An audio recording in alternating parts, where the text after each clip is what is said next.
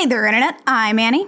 I'm Kit. And this is the JEM JAM, where we do an episode-by-episode recap of the 1980s cartoon Jem and the Holograms, because it is truly outrageous, and it truly believes that radio is the best thing ever. And honestly, considering we're doing an internet radio show, we don't have the grounds to dispute this. Oh god, no, not at all. Radio is great, especially on-demand talk radio. This episode, in case you haven't guessed yet, is Season 2, Episode 15, aka Episode 41. It is KJEM. It's the radio episode. It's written by Christy Marks, and because Mac is a little unavailable right now, and because this is his favorite episode, we've invited, well, I'm not sure what you're doing on the recording thing here with your name there, but this is my husband, John. Hi, John. If you look at Zencastr, it says Shock Jock DJ J Crates. Duh. Representing 95.5, The Weasel. Anyway, this is an episode that was written by Christy Marks. This is actually one of the episodes that on a lot of the DVDs does have commentary by Christy Marks as well. There's some really interesting stuff in that feature. So KJEM mostly came about because Hasbro wanted a play set. Which looks really awesome if I recall correctly. Yeah, it's a guitar, it's like an electric guitar, but you open it up and there's a radio station in there or something. That sounds incredible. They wanted a radio station set, and Christy Marks, her father was in radio. She actually named the owner of KJEM after her father, Elzar Marks. He managed a local radio station in their hometown, so she grew up with radio. So she said, "You want a radio set episode? Oh, I'll give you a radio set episode." And it's like one of the best episodes of Season 2. I love KJEM. And this is the reason why this episode feels so grounded in what is and is not possible. Almost too grounded for a JEM episode. It's very tame, almost. Well, I know a couple pilots that get grounded in this episode. No, yeah, okay. Those fallen power lines should have been... No, we got it, hon. Okay. We start with Dance for no reason.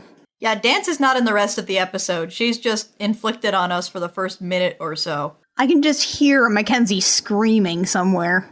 And their sweet 80 yoga pants. Dance is leading Jazzercise, I guess? She's like, okay, now let's get some radio station for dancing music. And they argue over KLIK and KBST, and Dance is like, how about KMEL? And KMEL, according to the girls, is Stink City. Hip teen lingo! And then it turns out that KMEL is playing JEM, and therefore they love it. And it's JEM and the Holograms, It's Only Me and the Music, aka that one song that's always dance. Less than a minute into the episode, and we've got our first music video. Let's just move on from the one scene with dance in it. I mean, she's there to appeal to somebody. Who, though? Dance fans? Surely those exist. If we say they don't exist, we'll get hate mail. Oh, we'll definitely be getting hate mail. And it's going to all be addressed to Mackenzie. Dance fans, please address all your hate mail to Mackenzie, please. Now let's go over to KMEL, which is a radio station that is not doing very well. They've hired Rob Paulsen as a DJ.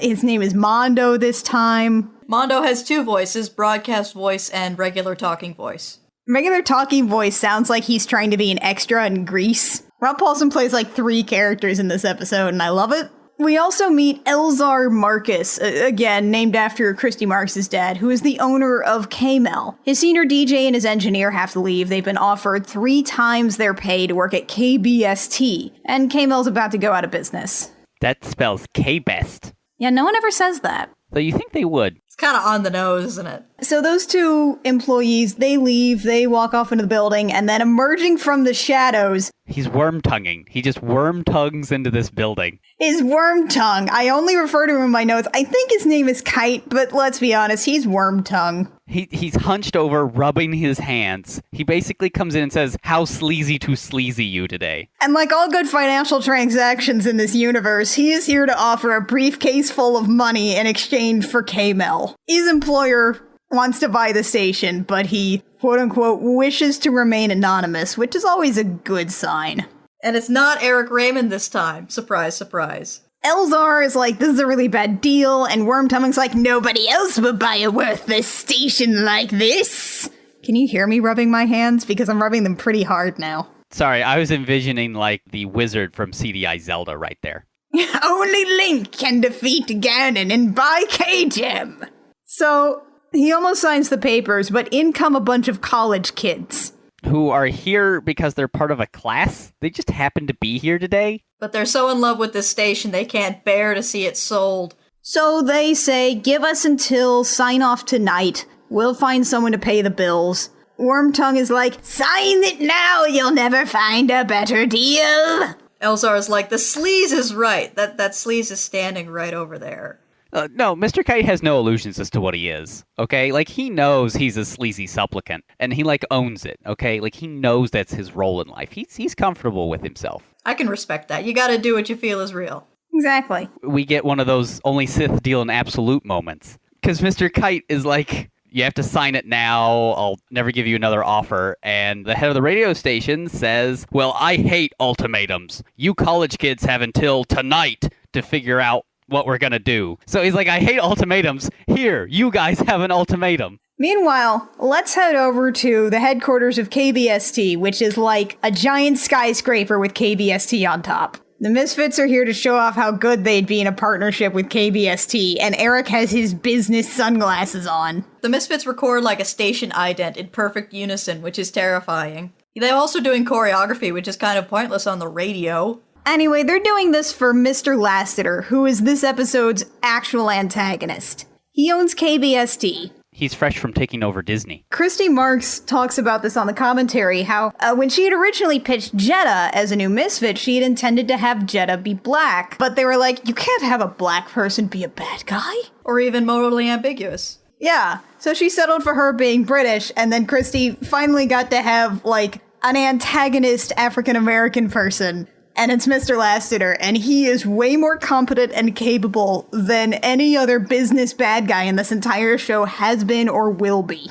He's great. I wish he was around for so many more episodes, but this is his only shot at greatness. At least he delivers. Maybe they'll bring him back in the comics. That would be nice. So anyway, Eric wants more airplay for the Misfits, along with some interviews and more promotions, and Jeddah starts in on her I know the royal shtick. And then Lassiter is like, really? Because I had them on my yacht the other day and they didn't mention you. Either he's that rich or they are just out bluffing each other. I have a yacht that royalty comes on because I have a radio station. I would have loved to hear Jeddah have a comeback where she's like, yeah, well, I hung out with them on the moon. Then Eric pulls out his powerful negotiation tactic, which is, I will pay you to do me a solid. He's the worst at negotiating. So Wormtongue minces into the office, and Mr. Lassiter is like, all right, whatever, the scene's over, get out of my face. And the Misfits are shoved off, and then Wormtongue is like, well, we have a slight snag, sir. There's some college students involved. Because college students are the bane of every evil corporation, apparently. It's either that or a group of ragtag kids. So Lassiter finally gets into what the heck is so important about KMEL. I worked for Elzar Marcus once. He didn't like the way I did business, and he fired me. And I promised myself I'd get even. Really? You're this successful, and now you're thinking I'll get even? Only the wildly successful can be this petty. I mean, look at Pizzazz. She's horribly petty. She could get anything she wanted, except her father's love. Oh. Too soon? I think forever will be too soon. Oh, you're right. So, meanwhile, let's head over to Greendale Community College's cafeteria. Hella Rob Paulsen is still not taking off his sunglasses. I don't think he can. Okay, first off, this is the point where we find out some of the other characters' names, and more importantly, their nicknames. This is something that, you know, we're a little used to here in the GEM world, but you were telling me, John, that this is something that, like, used to be just a college thing? Yeah, my dad tells me stories about how, like, everybody in the dorm, everybody had nicknames. Nobody has that, like, anymore. College nicknames aren't much of a thing. I think it's because the internet may have come along and we all have usernames on the internet. So these are cool college kids, and one of them, the blonde one, is nicknamed Switch. He notices a magazine with GEM on it, and he's like, wait a minute, that's it. We do know somebody rich who can pay for this radio station. And it's because Switch used to go to school with Kimber. Well, look, now, my mother went to high school with Kenny Bowersox. He's an astronaut who replaced the lenses on Hubble Space Telescope. That does not mean she can just call up Kim Bowersox and be like, hey, can you get NASA to do me a solid? Here's how I love how he phrases this. He says, I went to school with Kimber Benton, and her older sister runs Starlight Music. Not, I went to school with Kimber Benton, and she's the songwriter and pianist for one of the most famous rock bands in the entire world. You would think that would be her main defining trait. Well, hold on. Is this show called Kimber and the Holograms, Annie? No, much to Kimber's chagrin. So Switch is like, all right, I'm going to go to Starlight Music and see if I can get in contact with Jem and the Holograms. So he goes to Starlight Music, where it turns out they've hired a second employee. Yeah, is this one of the Fifth Avenue boys? He looks like a demon triplet Jedward. That's exactly what I had in my notes. And he's still Rob Paulsen. We don't yet have Rob Paulsen talking to Rob Paulsen, but it's pretty close. So the Fifth Avenue administrative assistant tells them that they're doing a private show at the Cloud9 restaurant, but it's very exclusive and they won't let him in. And Switch is not deterred. He just runs off. And we head over to the airfield. Rio is here. And oh no, they're letting Rio fly a plane. He's just got his pilot license, apparently, and he bought a cute little bitty plane. It'll biddle. This is a new thing for Rio. We've never heard of him being, interested in flying a plane at all. Here's what I wonder. Do you think that he started taking flying lessons after the JEM JAM? When Jem and Johnny Deacon went flying off in that helicopter instead of hanging out with Rio, and they almost died because of party balloons? He's like, I'm going to get myself a little single prop. No balloons can get sucked into this thing. It's going to be fine. I'm going to fly her everywhere. Nobody else gets to come in. It's just going to be me and Jem. We're going to fly in the clouds, and maybe Jerica will be there too. Maybe I'll fly Jem to Jerica and Jerica to Jem. Maybe I'll fly with both Jem and Jerica. Both of them can like my plane. Do you want to see my plane, Jem and Jerica? Yes. He's just muttering this to himself while he's filling out the application. While he's taking the lessons, the pilot/co-pilot who's instructing him is like, what are you going on about? It's like, Jem and Jerica are going to like my plane. Anyway, isn't Rio's tiny plane a beaut? But here's a much bigger plane. That still sounds like a euphemism. Yeah, this is definitely a euphemism. We've got two men comparing the sizes of their little cylindrical objects. Not that little. Yeah, these guys are jerk pilots, and I kind of love their designs. They look like frickin' frack, but they're like punkers now. I like to compare them to pilot versions of Bulk and Skull. Yeah, we just said the same thing. I think one of them is named McDuffie, but that doesn't really matter. One or both, or it could just be that they're both named after the plane. There are bad pilots, that's all you need to know. Evil pilots. So, Jem and Rio wander back into the restaurant. Switch runs up, and he gets a door actually slammed in his face. Because this is a private party. Switch is not deterred. He tries to hop a fence, but a security guard shoos him away. Security guard appears immediately after the first time he tries to hop the fence. That guard can teleport. So he's accosted by Pilot Bulk and Skull, aka the guys who are both McDuffie. And they're like, we can get you into the party. And they actually physically pick him up by the shoulders so his feet are dangling above the ground. Here's the thing. In our scene transition, we discover that they have gotten him onto their plane, taken off, then slowly circled back around over the LA area before he started asking questions. It's perfectly reasonable. They are high above the airport here, and then they shove him out of the plane with a parachute that he barely understands how to make work. And then we cut right back down to the ground where the Pilots Club is. Funny story, the Holograms here are performing a song called It's Fun to Be Scared, which doesn't actually premiere until the next episode, Trick or Tech Rat. So I guess these episodes are out of sequence? They must be. Or unless this is just a special little preview for Trick or Tech Rat. Switch deploys the parachute, and then he lands, right onto the stage and hits some power chords with his feet while he's at it. And somehow does not die. Yeah, he's fine. Everybody else abandons the stage, and Kimber ducks under her keyboard. And the parachute, drapes over the entire stage so that Kimber and Switch have their own little, reunion fort. And we have a little commercial break in between this before we realize that everybody's actually fine. Gotta have that mortal peril in this episode. There's only one of these. Make it count. Rio's like, call the power company. Get those live wires shut off.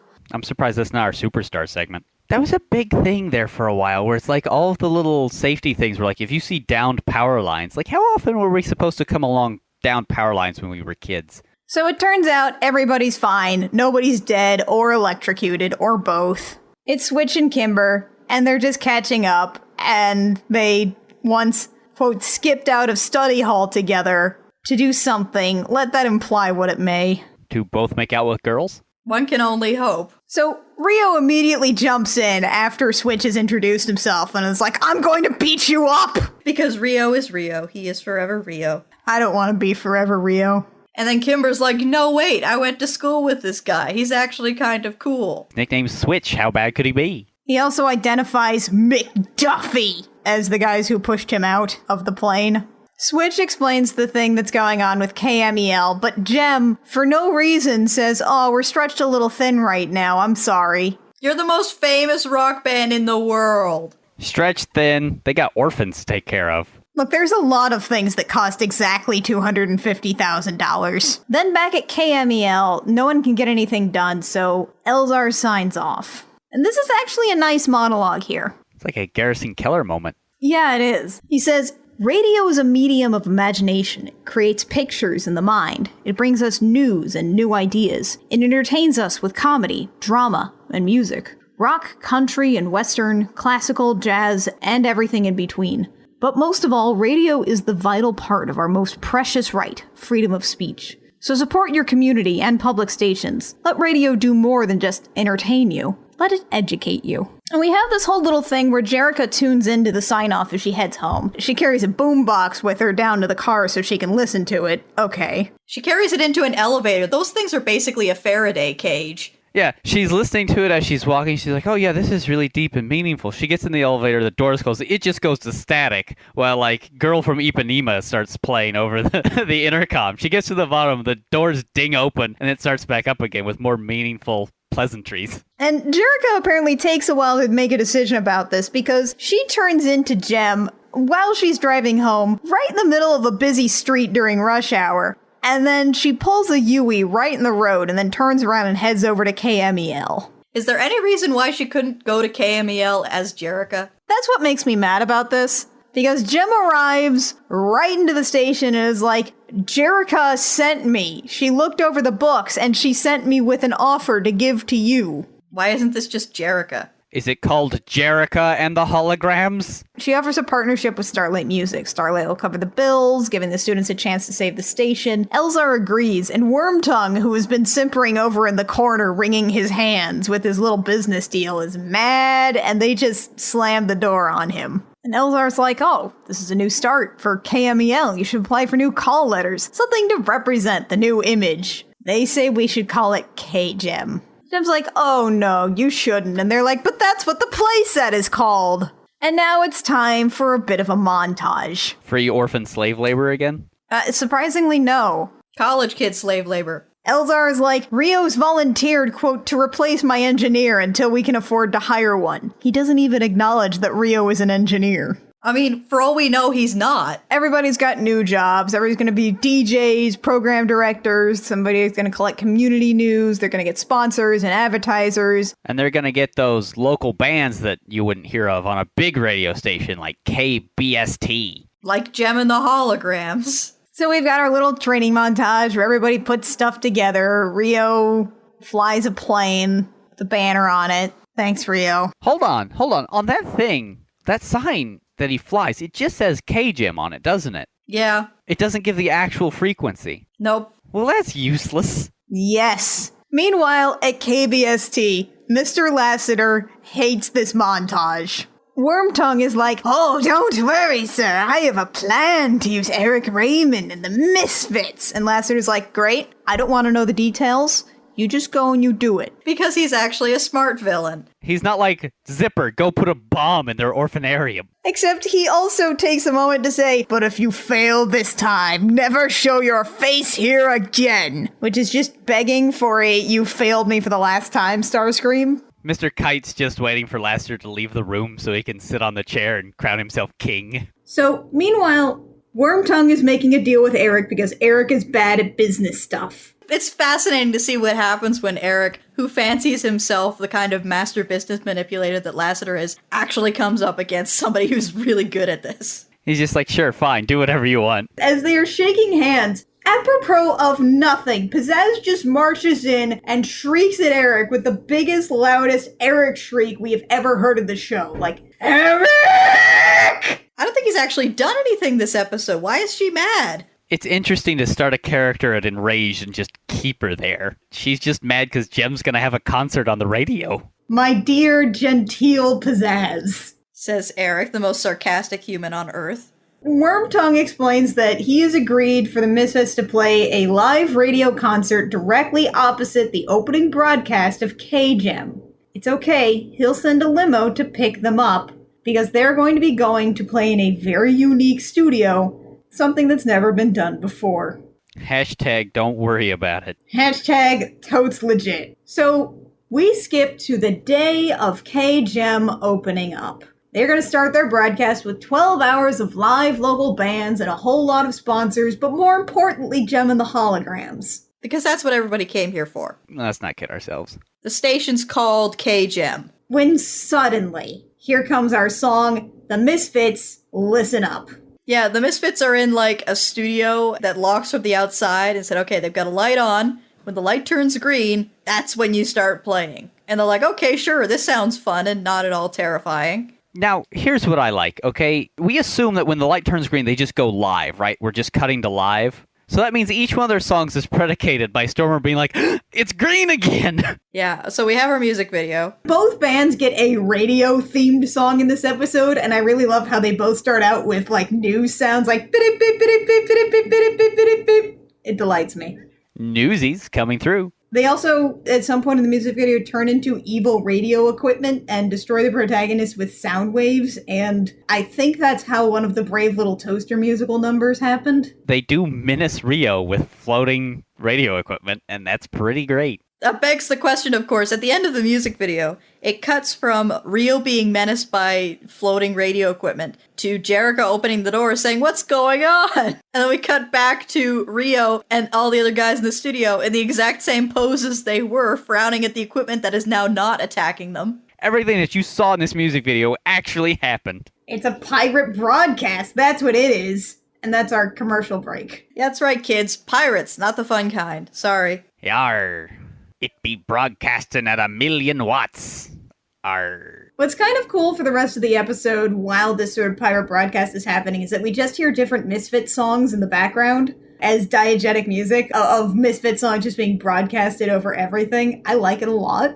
It's a pretty cool little gimmick. Basically, the signal jammers are using a stronger signal. The KJEM is broadcasting at 1,000 watts. The jammer is using 10,000. And Elzar's like, that's it. I'm calling the actual authorities on this. There's two people in Gym World you do not mess with. It is Hollywood Guilds and the FCC. Yeah, the FCC has they have gotten vans. They're going to try and triangulate the signal, except the FCC can't figure out where it's coming from. And advertisers are getting really mad about their ads not running. And Jerica's like, well, something really dumb and silly is happening. Who could possibly be involved? Oh no, who could it be? She just gets in her car and barges right into Eric Raymond's office at Misfits Music. And for once, Eric has no idea what's going on. Eric's like, I don't know. I thought we were going to be on KBST. I have no idea what's happening here. And Jerica's like, all right, I believe you. And Eric is like, you do? This is kind of great because Eric's band has been effectively kidnapped. He has a right to be alarmed right now. She says, not even you would be so dumb to mess with the FCC after that incident with the unions. And then she just grabs him by the lapels and drags him over to KBST. I kind of love this. I love this Jerica, who is at least savvy enough to know what kind of nonsense is going on and is tired of it. So they head over to KBST and they confront Lassiter. But Lassiter is actually a competent evil businessman, and they can't make anything stick. Yeah, because he's like, did I ever say that they'd be performing on my station? Did you ever meet with me? Did Kite even say he was representing me? Huh, well that's funny. It's almost as though I've actually covered all my bases here, and can't have anything lead back to me. Oh, what's that? Oh, you mean I don't even need a lawyer? Huh. I love this character so much. Why wasn't he a recurring villain? I don't know. I think it's because he's too competent for the show. Like once a season even would be enough, where he just shows up Eric at his own game and then swans out of the show for another season. I think that would be incredible. This guy is like the Hordak to Eric Raymond's Skeletor. And Jerica's like, we will beat you. We will get KJEM back on the air. And Lassiter just bows his head and says, I look forward to having you as an enemy, Miss Benton. This guy is such a great villain. There's a lot of interplay here that's usually completely absent from the show, and I really like it. So we head back to KJEM, where they still can't find the source of the pirate broadcast. But then Rio looks up. And he's like, hey, I recognize that big, obnoxious plane. It's McDuffie's plane. They've been flying all over the city all day. And then Rio jumps in his van to go do something both stupid and dangerous and incredibly illegal. Infinitely more illegal than this pirate broadcast, turns out. So everybody hops into the Roadster to go stop Rio from doing stupid stuff, except Rhea?